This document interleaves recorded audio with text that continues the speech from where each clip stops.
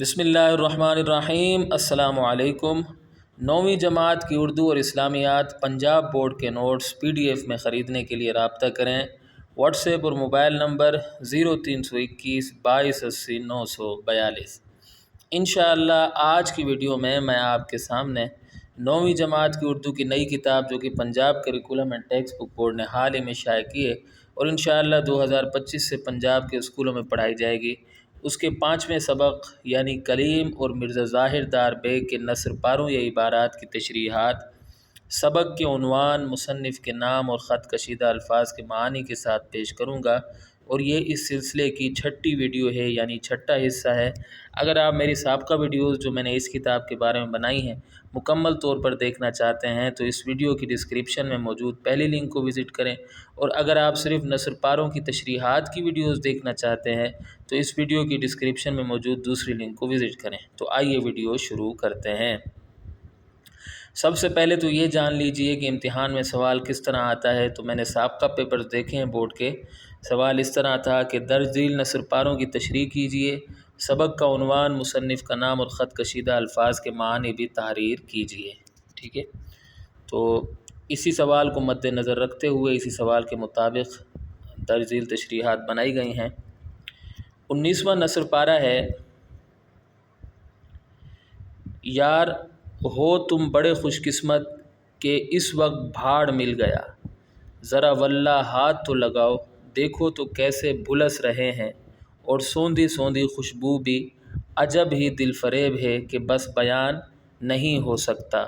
تعجب ہے کہ لوگوں نے خس اور مٹی کا عطر نکالا مگر بھنے ہوئے چنوں کی طرف کسی کا ذہن منتقل نہیں ہوا۔ تو یہ نثر پارہ ہے، مشکل الفاظ جو تھے وہ خط کشیدہ میں نے کر دیے ہیں، ان کے معنی آگے آ رہے ہیں۔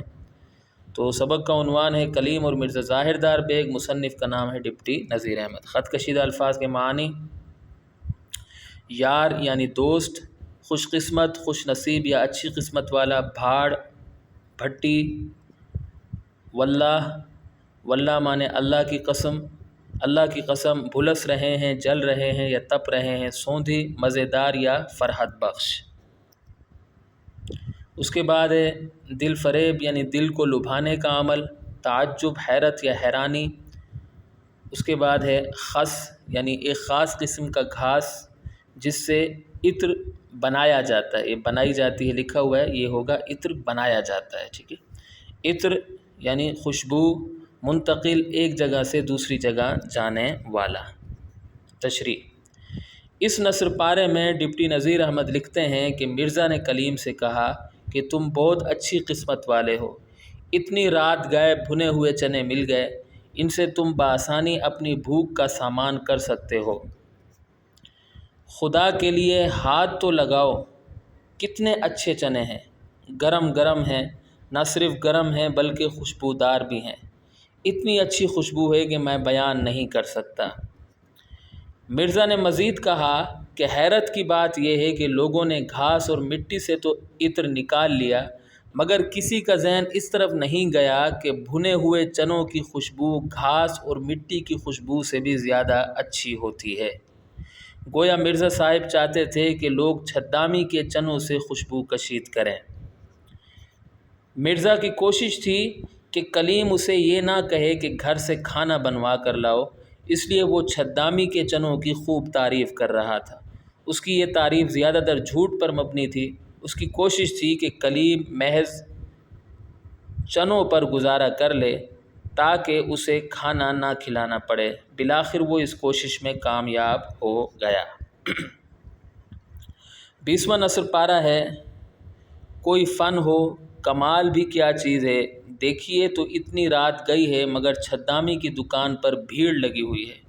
بندے نے بتحقیق سنا ہے کہ حضور والا کے خاصے میں چھدامی کی دکان کا چنا بلا ناغہ لگ کر جاتا ہے، اور واقعی میں آپ ذرا غور سے دیکھیے کیا کمال کرتا ہے کہ بھوننے میں چنوں کو سڈول بنا دیتا ہے۔ ٹھیک ہے، تو مشکل الفاظ جو تھے وہ خط کشیدہ ہو چکے ہیں، ان کے معنی آگے آ رہے ہیں۔ سبق کا عنوان ہے کلیم اور مرزا ظاہر دار بیگ، اور مصنف کا نام ہے ڈپٹی نذیر احمد۔ مشکل الفاظ کے معنی، فن یعنی ہنر یا لیاقت، کمال یعنی ہنر یا لیاقت، بھیڑ لوگوں کا ہجوم، اس کے بعد بتحقیق ثبوت کے ساتھ یا تصدیق کے ساتھ، حضور والا جناب عالی یا کلمہ تعظیمی طنزاً، خاصے بادشاہوں یا امیروں کے کھانے، بلا ناغہ پابندی سے یا روزانہ، واقعی سچ مچ، سڈول متناسب شکل والا اچھے ڈول کا۔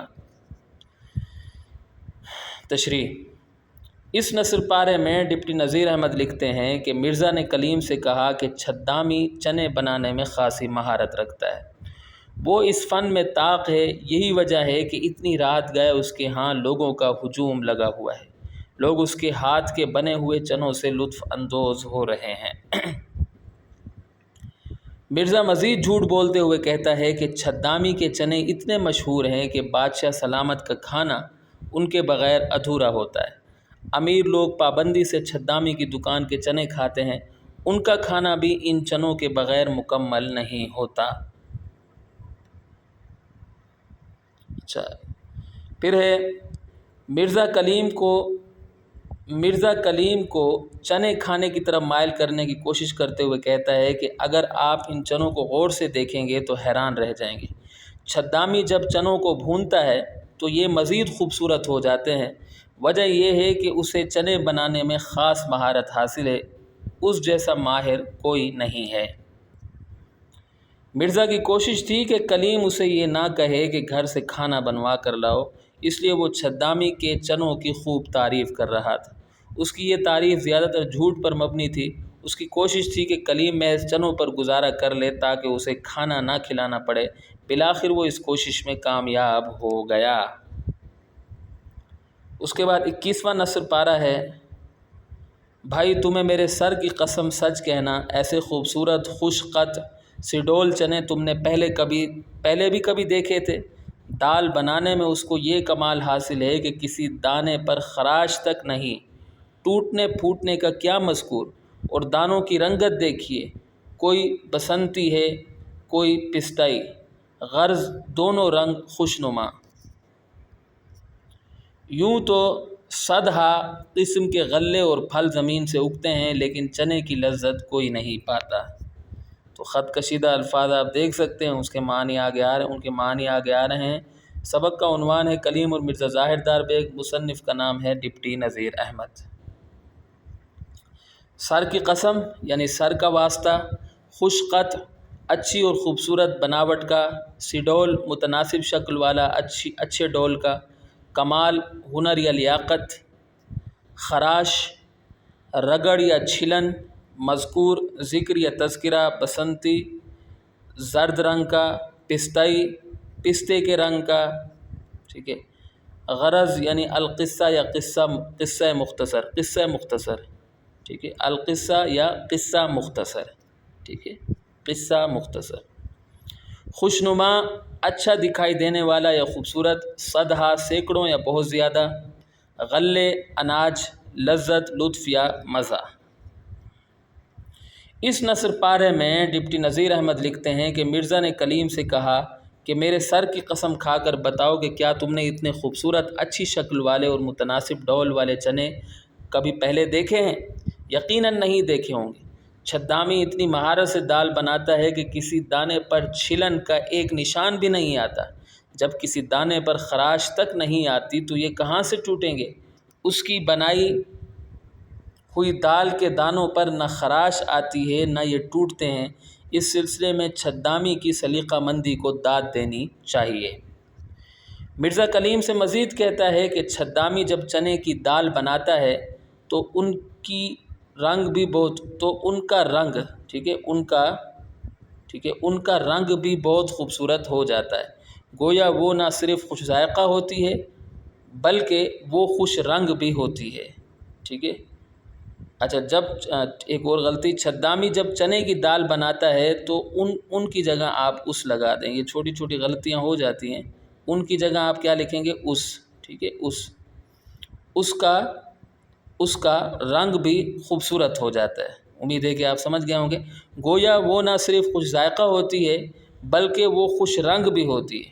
آپ خود دیکھ لیجئے، کسی دانے کا رنگ زرد ہے تو کوئی پستے کے رنگ والا ہے، اگرچہ زمین سے لاتعداد قسم کے اناج اور پھل اگتے ہیں، لیکن جو لذت چنے میں ہوتی ہے کسی میں نہیں ہوتی۔ اگر وہ چنے چھدامی بنائے تو ذائقہ بہترین ہو جاتا ہے۔ مرزا کی کوشش تھی کہ کلیم اسے یہ نہ کہے کہ گھر سے کھانا بنوا کر لاؤ، اس لیے وہ چھدامی کے چنوں کی خوب تعریف کر رہا تھا۔ اس کی یہ تعریف زیادہ تر جھوٹ پر مبنی تھی۔ اس کی کوشش تھی کہ کلیم محض چنوں پر گزارا کر لے تاکہ اسے کھانا نہ کھلانا پڑے۔ بالآخر وہ اس کوشش میں کامیاب ہو گیا۔ ٹھیک ہے، تو امید کرتا ہوں کہ آپ کو میری یہ ویڈیو پسند آئی ہوگی۔ غلطیوں پر میں آپ سے معذرت خواہ ہوں۔